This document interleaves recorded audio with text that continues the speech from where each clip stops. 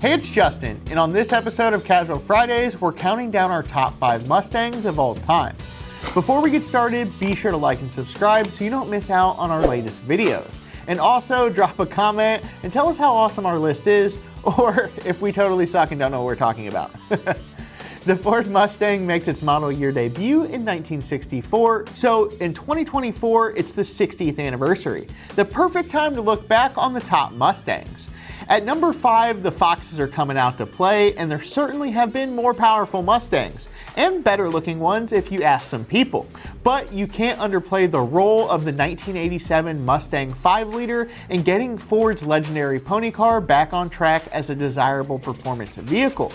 After the lackluster period of the Mustang II era in the mid-70s to the early Fox bodies of the 80s, the 1987 Mustang 5-liter set the stage for an entire Mustang revival.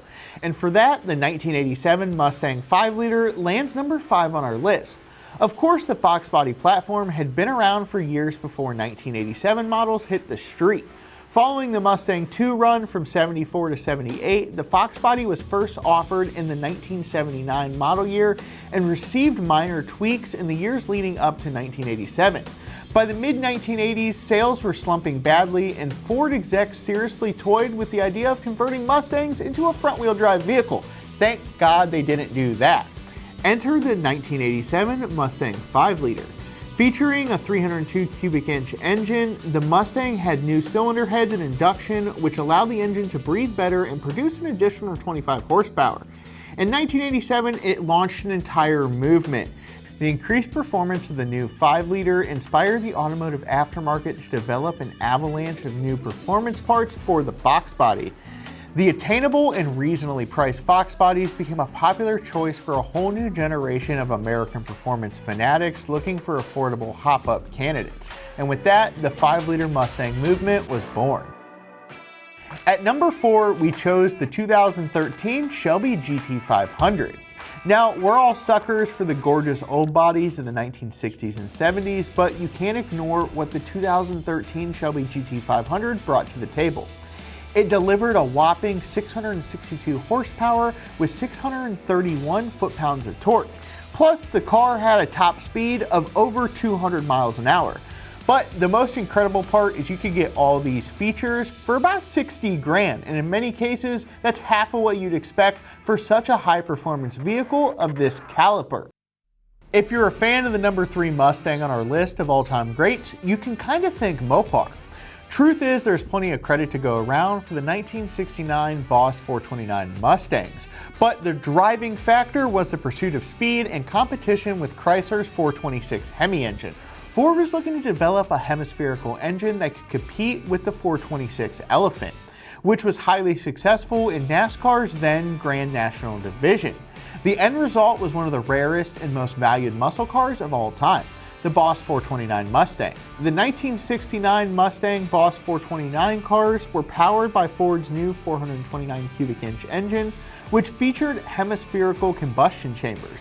To meet NASCAR's homologation rules, which required the minimum production of 500 cars, Ford just made 859 Boss 429s for 1969. And it was a good thing too, because it took a lot of doing to shoehorn the semi-Hemi engine into these Mustangs. To get this massive engine that would have been better suited for a Torino to fit in the smaller Ford Mustang, Ford contracted out to Carcraft Engineering of Dearborn, Michigan. The team at Carcraft heavily modified Ford's existing 428 Cobra Jet and Super Cobra Jet Mach 1 Mustangs to accommodate the big block. They widened the shock towers, extended out the inner fenders, and chopped and displaced the motor mounts and relocated the battery to the trunk. They also lowered the suspension, which ultimately made the Boss 429 a better handling muscle car than many of its counterparts. In other words, the Boss 429 was essentially hand-built. There's nothing quite like the first, and the 1964 mid-year Mustang lands at number 2 on our list. The Ford Mustang made its debut at the World's Fair in New York on April 17th of 1964 to the enormous fanfare by the driving public. Because of its mid-year launch, the very first Ford Mustang is commonly referred to as the 64.5. Ford reportedly sold 121,538 of the 64.5 Mustangs, About 1/4 of those cars were sold as convertibles.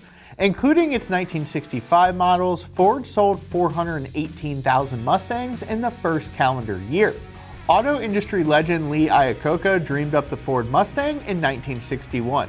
The dream was a sports car that could seat 4 and be sold for under $2,500. Buyers of the original Ford Mustang were rewarded with an affordable sports car offering both performance and utility with a rear bench seat. The first Mustang was available with 5 different engines, ranging from an inline 6 up to a 289 cubic inch Hypo Windsor V8 that made a whopping 271 horsepower, which was very respectable in the mid-1960s. The original sticker on those early pony cars was about $2,300. It was the one that started it all. The first, the original, the Mona Lisa, and as such, it earned the number 2 spot on our top 5 list. So what could possibly rank higher than the original? At number 1 on our list is the 1967 Shelby GT500. Speaking of Carroll Shelby, when he mated the newly redesigned 1967 Ford Mustang with a modified Police Interceptor 428 cubic inch engine to create the first big block powered Shelby GT. Performance enthusiasts loved it. In fact, the new big block powered Shelby GT500s outsold its popular small block counterparts, the Shelby GT350, by a margin of 2,048 to 1,175. So it began the rise of the 1967 Shelby GT500. While the Shelby GT350 arrived as the original high-performance Mustang 2 years earlier, the 67 GT500 upped the ante with 355 horsepower and a faster 0 to 60 time. And it did it at a reasonably affordable price as well. The modified 428 big block satisfied the consumer's need of power, and a roll bar and shoulder harnesses came with most vehicles right from the showroom. In addition, the GT350 and GT500 models both featured Shelby exclusive styling that for the first time helped these cars stand out from the basic Mustang style. Over 30 years after its introduction, the 67 Shelby GT500 reached pop culture status when it was featured as Eleanor in the movie Gone in 60 Seconds. Star power, cultural icon status, and Shelby approved. That's the 67 GT500 and our number 1 Mustang of all time. So thanks for hanging out with us, guys. Until next time, I'm Justin with Summit Racing, and thanks for watching.